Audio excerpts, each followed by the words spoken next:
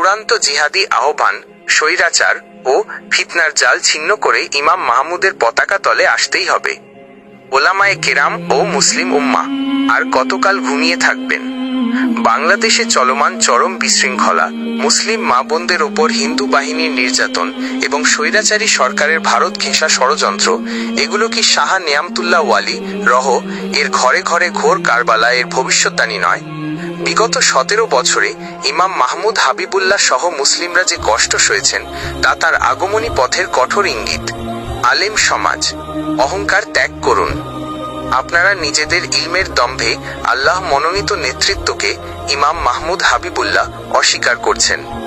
জসিম উদ্দিন রহমানীর ব্যক্তিগত মত রাসূল শাহ এর হাদিসের চেয়ে বেশি দামি হতে পারে না। হাদিসের চূড়ান্ত সতর্কবার্তা: 1. সুনানে নাসাই 3173, হিন্দুস্তানে যুদ্ধকারী দল জাহান্নামের আগুন থেকে মুক্তিপ্রাপ্ত। 2. আল ফিতান, আপনাদের এই অহংকারী মুশরিকদের হাতে মার খাইয়ে তবেই আত্মসমর্পণের দিকে নিয়ে যাবে। গণতন্ত্র, শরিয়াহর স্লোগান ও বিচ্ছিন্নতা ছেড়ে দিন।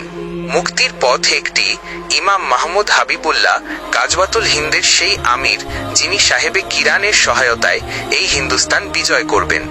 আর দেরি নয়, ইমাম মাহমুদের নেতৃত্বে একত্রিত হন। রাসূল শাহের কথা সত্য হতে চলছে। বাইরামার ইমাম মাহদী আলাইহিস সালাম আবির্ভাবের পূর্বে আমাদের এই উপমহাদেশে একজন ইমাম আসবেন, ইমাম মাহমুদ। আমার জানা মতে বিভিন্ন কিতাবে ইমাম মাহমুদ হাবিবুল্লাহ সম্পর্কে রিওয়ায়াত আছে। গাজওয়াতুল হিন্দের আমির ইমাম মাহমুদ হাবিবুল্লাহ এবং সেনাপতি সাহেবে কিরান এই বিষয়ে কিছু বলবেন। আগাম বললে তাদেরকে খুঁজতে শুরু করবে মারার জন্য। এগুলি আগাম বলা যায় না, এগুলি এমনিই থাকুক। যেদিন শুরু হবে সেদিন দেখবেন যে কে এই লোক, কারা এই লোক।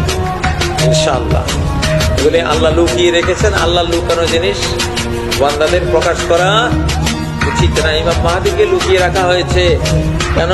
তার সেফটির জন্য। কিসের জন্য? সেফটির জন্য।